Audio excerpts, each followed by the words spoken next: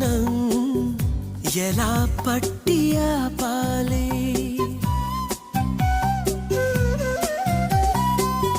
కలే అయితే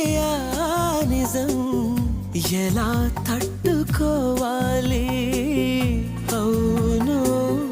కాదో అడగకంది నా మౌనం చెలివో శిలవో తెలియకుంది నీ రూపం చెలిని బంధమల్లుకుందే జన్మ ఖైదులా ఎదుట నిలిచింది చూ